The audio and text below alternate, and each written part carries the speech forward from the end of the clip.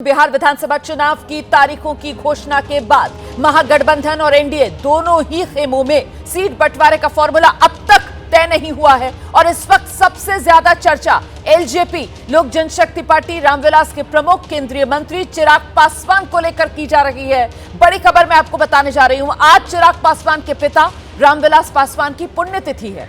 चिराग पासवान ने अपने पिता और पूर्व केंद्रीय मंत्री रामविलास पासवान की तस्वीर सोशल मीडिया पर साझा की, उन्हें याद करते हुए और लिखा, पापा हमेशा कहा करते थे, जुल्म मत करो, जुल्म मत सहो, जीना है तो मरना सीखो, कदम कदम पर लड़ना सीखो। अब चिराग पासवान के इस पोस्ट के बाद सियासी गलियारे में चर्चाओं का बाजार गर्म हो गया है कि क्या चुनाव से पहले चिराग पासवान एनडीए को चैलेंज देना चाहते हैं या फिर ये प्रेशर पॉलिटिक्स का हिस्सा है। कहीं 2025 में भी चिराग पासवान 2020 दोहराने के मूड में तो नहीं है। 2020 में आप जानते हैं ना किस तरीके से चिराग पासवान ने एनडीए से अलग होकर अपने दम पर विधानसभा चुनाव में ताल ठोकी थी। अब बड़ा सवाल यही कि आखिरकार चिराग पासवान की मंशा क्या है।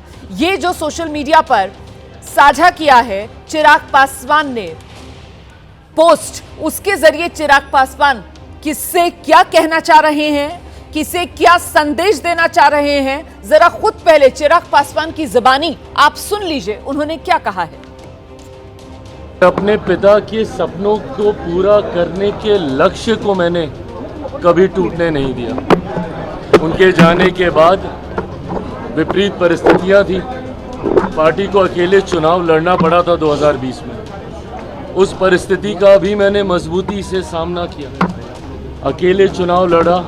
जो परिणाम बिहार की जनता ने दिए उन्हें सर आंखों पर रखता हुआ बिहार फर्स्ट, बिहारी फर्स्ट की सोच को मैं आगे बढ़ाता रहा। आज पुनः मेरे नेता की ये पुण्यतिथि हर लोक जनशक्ति पार्टी रामविलास के कार्यकर्ता के लिए एक संकल्प दिवस के तौर पर है।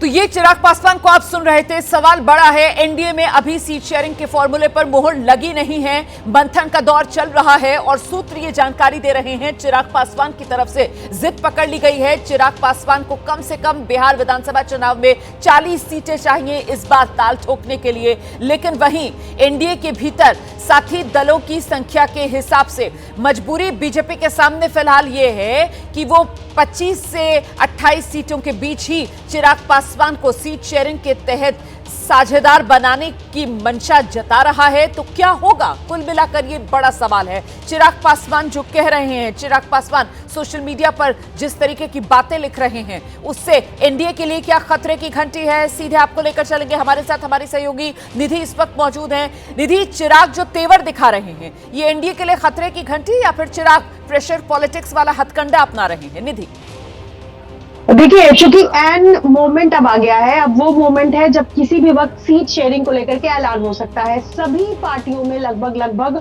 सीट शेयरिंग पर एक तरीके से कहा जाए तो सहमति बन गई है।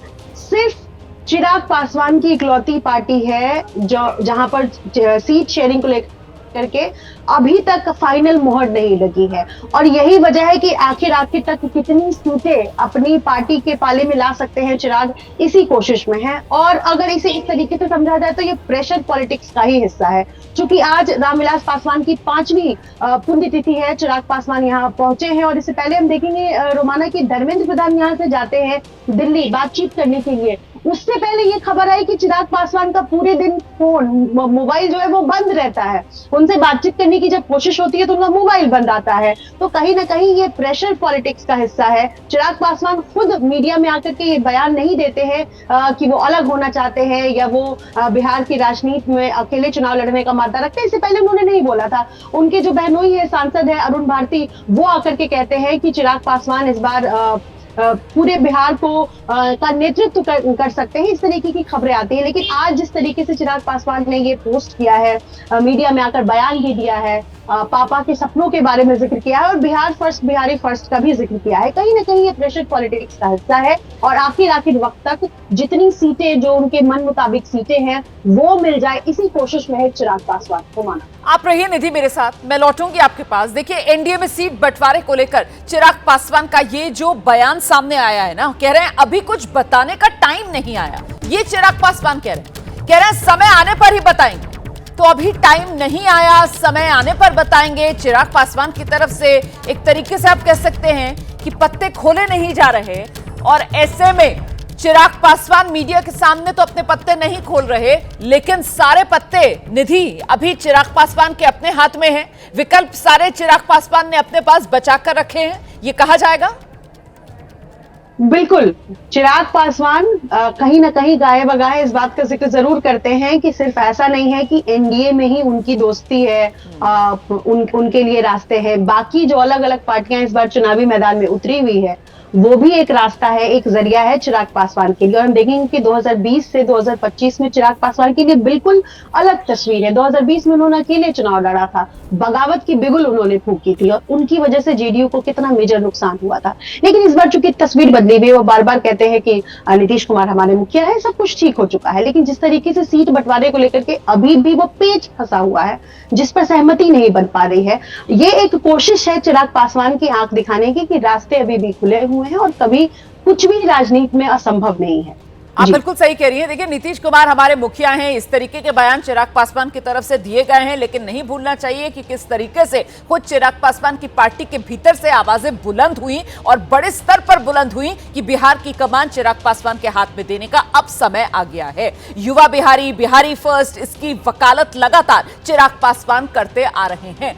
और महत्वपूर्ण यह हो जाता है कि अब ये सीट बंटवारे का मामला गठबंधन में गांठ के तौर पर उभर कर सामने आ सकता है क्या? क्योंकि विकल्प जिसकी हम बात कर रहे थे, और जिस तरीके का बदलाव बिहार की राजनीति में निधि इस बार देखा जा रहा है, भाई नए प्लेयर्स बहुत आ गए ना। जनसुराज, प्रशांत किशोर, उनकी भी एंट्री हो गई है, और तारीफ करने में तो वो थकते नहीं है चिराग पासवान की। तो कुल मिलाकर बिहार में अभी वो कहते हैं खुला खेल फर्रुखाबादी, वो होना बाकी है क्या निधि?